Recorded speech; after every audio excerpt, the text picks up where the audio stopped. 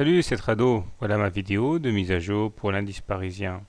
Séance rare aujourd'hui puisque le CAC engrange 3,8%. Ce sont des séances exceptionnelles et cette hausse s'explique bien sûr par les statistiques encourageantes, mais aussi et surtout, j'ai envie de dire, par des rachats de positions short de ceux qui avaient vendu à découvert l'indice parisien et qui ont été obligés de se racheter en catastrophe.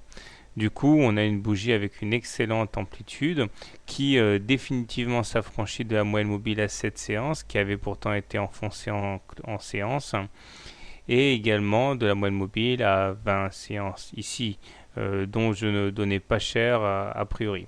C'est-à-dire que je ne pensais pas qu'on arriverait à s'en débarrasser aussi facilement. Alors, du coup, les indicateurs techniques forcément sont clairement plus positifs, avec un momentum qui repasse la ligne des zéros, qui devient positif, le stochastique qui s'affranchit nettement maintenant de sa zone de survente, et le MACD qui fonce vers son signal, même s'il demeure sous son signal.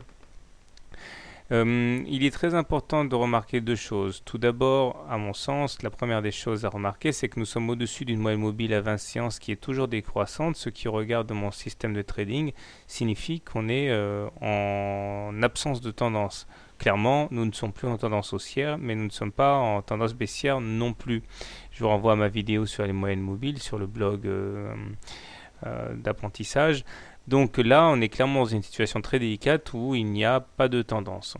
D'autant que nous sommes toujours à l'intérieur de la fourchette d'Andrews marron, dont la médiane maintenant a été ralliée à plusieurs reprises. Mais tant qu'on ne se sera pas affranchi par le haut de cette médiane d'Andrews, c'est-à-dire de cette fourchette d'Andrews, tant qu'on n'aura pas dépassé les 3700, il n'y a aucune raison, a priori, de penser que la tendance n'est pas baissière.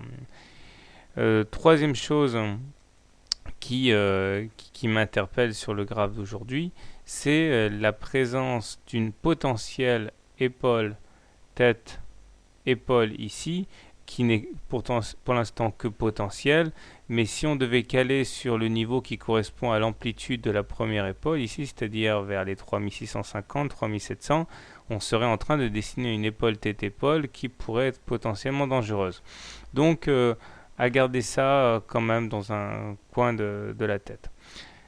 Comment trader l'indice parisien demain? Alors évidemment, hein, beaucoup de difficultés. Bon, ceux qui ont parié pour l'option haussière aujourd'hui ont eu droit à une grasse rémunération puisque la moyenne mobile à cette séance a bien tenu. Si vous voulez acheter, vous pouvez éventuellement considérer que la moyenne mobile à 20 séances ne sera plus franchie à la baisse avant un moment. Donc l'idée est d'acheter au plus proche de la M20 ou sur enfoncement de la M20 demain, mettre un stop loss en cas de clôture sous la M20 ou alors si la perte maximale autorisée est atteinte.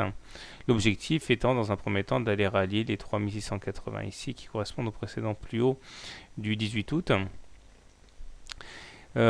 Si vous êtes plutôt baissier, je pense qu'il est dangereux d'intervenir avant de voir ce que le CAC a dans le ventre. En l'occurrence, si vous voyez qu'on n'arrive pas à passer les 3680 ici, ou même qu'on n'arrive pas à repasser le haut de la fourchette d'Andrews en clôture, et bien à partir de là, initier un short. Au moins, ça permettra de ne pas shorter sur du vide et de shorter au contraire sur quelque chose de tangible. Voilà. En tout état de cause, je pense que ce ne sera pas pour demain, éventuellement dans 2 ou 3 jours. Voilà. Personnellement, étant donné que nous sommes sans tendance, je m'en suis expliqué. Je ne traderai pas le CAC demain puisque ça ne correspond pas à ma façon de faire. Donc je vais être patient et regarder ce qui se passe par exemple sur l'or qui présente une configuration assez intéressante. Bonne soirée, bon trade et à demain.